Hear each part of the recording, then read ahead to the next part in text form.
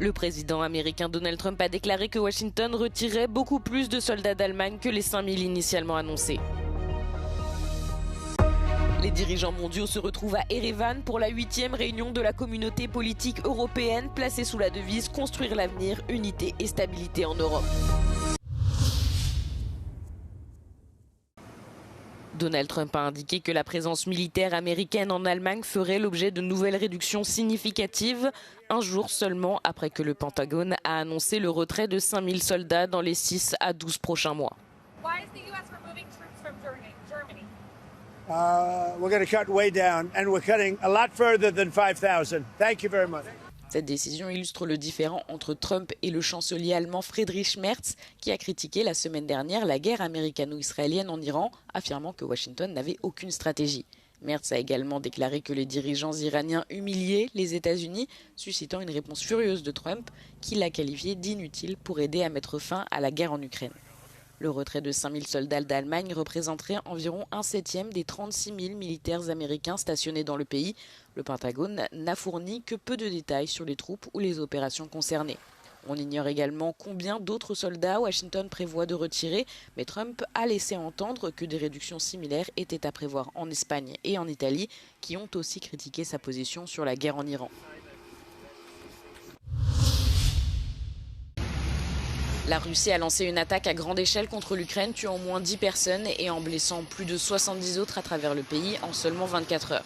L'armée de l'air ukrainienne indique que près de 270 drones ont pénétré dans l'espace aérien ukrainien. La majorité a été interceptée, mais 19 missiles Shahed de fabrication iranienne et un missile balistique ont atteint leur cible.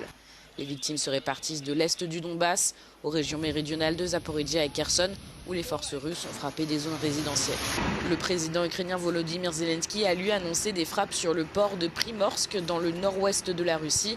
Un navire porte-missile et un pétrolier appartenant à la flotte fantôme russe ont été touchés, mais aussi l'infrastructure du terminal pétrolier.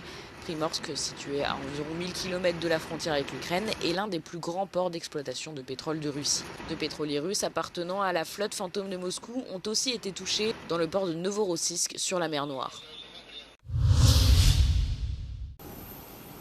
Les dirigeants mondiaux ont commencé à arriver à Erevan, capitale de l'Arménie, pour la 8e réunion de la communauté politique européenne, placée sous la devise « Construire l'avenir, unité et stabilité en Europe ».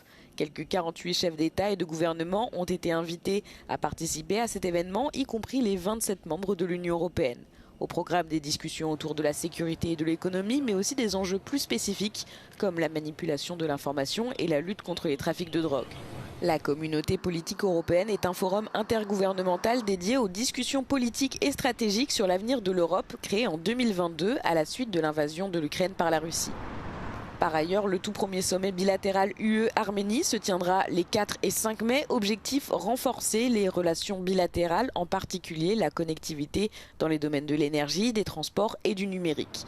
Le président du Conseil européen, Antonio Costa, ainsi que la présidente de la Commission européenne, Ursula von der Leyen, représenteront l'UE, tandis que le Premier ministre Nikol Pachinian représentera l'Arménie.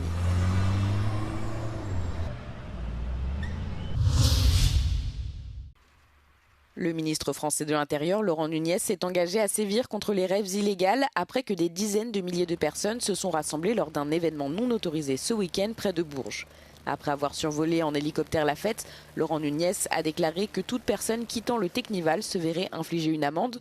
Plus de 2400 procès-verbaux avaient déjà été prononcés à la fin du week-end et 6 interpellations ont eu lieu selon la préfecture. Les organisateurs et leurs soutiens ont déclaré que jusqu'à 40 000 personnes avaient assisté à l'événement. Les autorités françaises, elles, estiment la fréquentation à 17 000 personnes.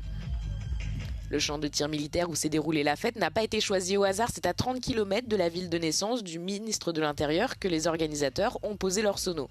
Dans un communiqué, ils revendiquent protester directement contre un projet de loi visant à criminaliser l'organisation de raves non déclarés. Aux abords de la fête, Laurent Nunez a déclaré que l'organisation d'un tel événement constituera désormais une infraction pénale passible de 2 ans de prison et d'une amende de 30 000 €. Un délit de participation sera en outre créé.